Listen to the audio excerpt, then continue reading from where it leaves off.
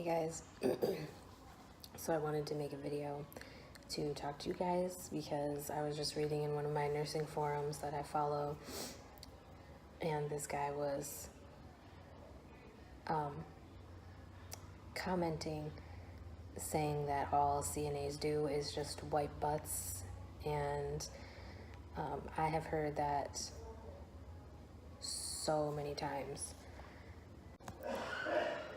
Not only have I heard this from people who are not in the medical field at all or really don't have any experience with CNAs, but I've also heard it from nurses and other people not in the nursing realm of things, but still in the healthcare field.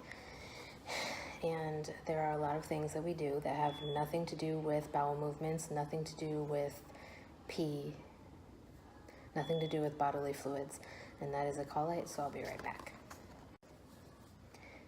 Okay, so what was I saying? We help feed, we shower, we change people. Yes, that is part of the job. We provide companionship, we hold their hand when they're going through a rough time, when their families don't come into the facility, when they're alone, when they're scared. We do a lot of things other than just wiping butts. And it just drives me nuts that people don't really respect what we do. A lot of times, CNAs are the only ones there in the room when the person is dying. Hospice patients especially, it's really hard. It's not easy. It's very emotionally taxing, physically taxing work. We turn people, we reposition them, we pull them up in the bed, we put them in the wheelchair, we get them out of bed and get them to the bathroom. Like I said, we feed them, we get them dressed, we bring them outside. There's a lot of things that CNAs do, and honestly, it's a little offensive that people just think that we wipe butts, because CNAs do a lot more than that. I mean, yes, there is a huge portion of the day that is designated just for that, but we do range of motion exercises, we help with therapies, especially when I was working in the hospital. I worked on the orthopedics unit, so physical therapy was seeing the patients and everything, and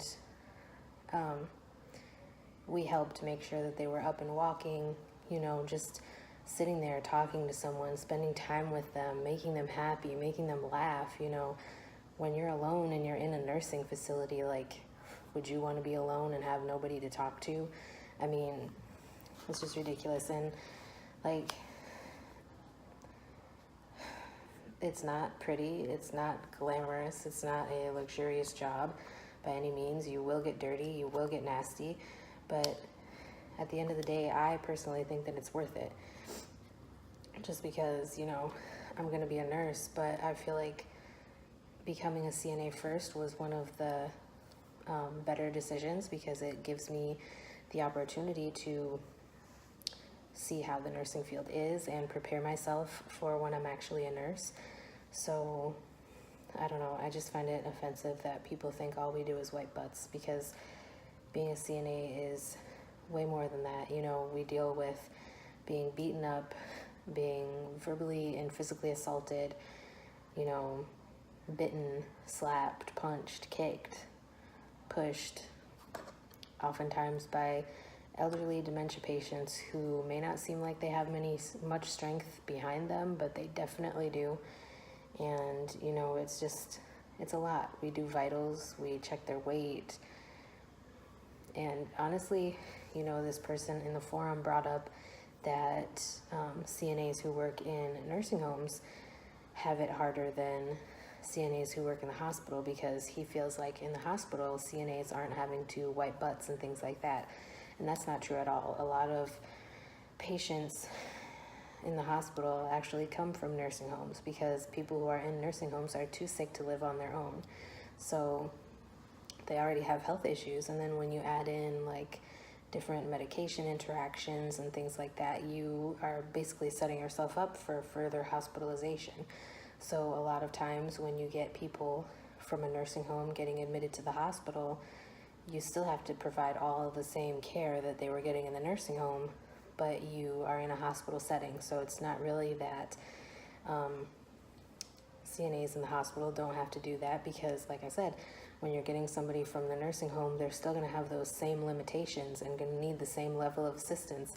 So you're still going to have to turn people, you're still going to have to change people, you're still going to have to, you know, transfer them.